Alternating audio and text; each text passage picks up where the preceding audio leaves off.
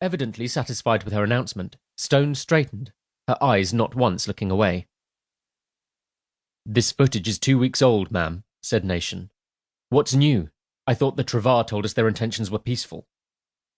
"I was informed you were an intelligent man, Lieutenant Nation. Since when did the forging of peace require 1,000 spaceships?" "Perhaps my sarcasm wasn't plain enough, Admiral. What are our plans?" Without any apparent prompting from Admiral Stone, the largest screen on the side wall of her office changed to show something new. This time, it displayed a map of the 74 worlds which made up the human Confederation.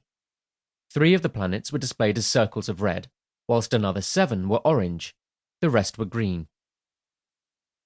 "We've identified elements of the Trivar fleet within striking distance of Vinze, Lodston, and Levant. These are the planets they have found." Stone gave a thin smile. "We believe they are close to locating further planets." She aimed a finger towards the map. "Vorda, Luna, Stentor, as well as these you see here." "How sure are we that they're looking?" "Absolutely certain. However, they aren't so much looking as they are aggressively hunting." "I thought we had no way to track their spaceships." "We don't." Stone left that one hanging. "Assuming they are hunting and they are successful, what happens afterwards?" asked Keller. "Do we allow them to search out every other planet in the Confederation until they've got all 74? "Not a cat's chance in hell. Something is going to give long before that happens." "What message are we getting from the Trivar?" "The same crap they gave us when they first showed up." Stone gave a derisive snort. "They are nothing but travelers, and we are merely an interesting diversion on their journey to an unspoken destination." Nation leaned back and heard his chair groan under the strain of 400 pounds worth of reinforced alloy skeleton and dystolier augmentations. "Why don't we tell them to piss off, or launch a preemptive strike?" "We have no idea of their capabilities, Lieutenant. What if we attack and fail because we lack sufficient intel on their weapons and defenses?" "They'd probably attack a few of our planets," Nation conceded.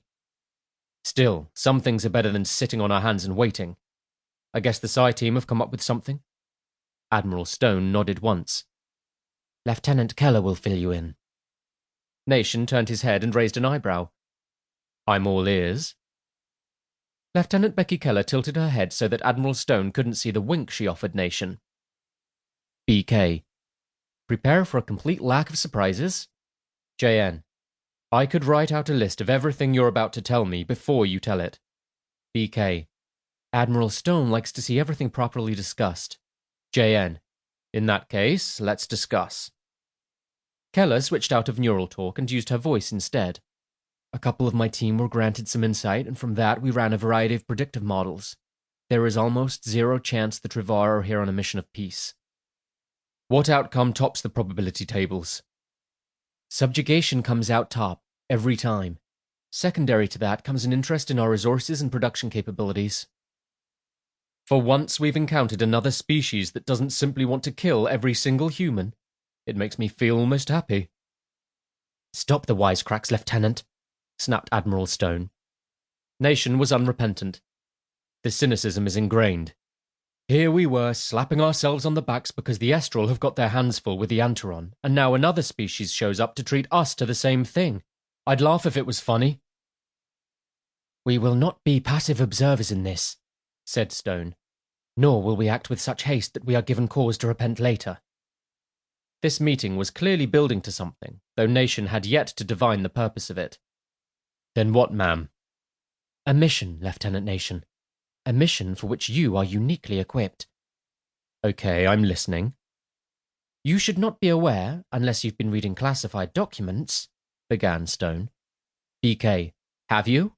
JN. Not that I know of. "That we have been asked to make diplomatic representation on one of the Trivar spaceships. One of their larger spaceships." JN. I thought you said no surprises. BK. "I lied." "It's news to me, ma'am," said Nation. "This is our first official meeting with the aliens." "We've spoken to them extensively over the comms, however they haven't given much away so far. This meeting is where we expect to learn their intentions." "Hence why we haven't done anything rash," said Keller. "It wasn't hard to put 2 and 2 together." "Am I going to be included in the diplomatic party?" asked Nation. Stone's desperate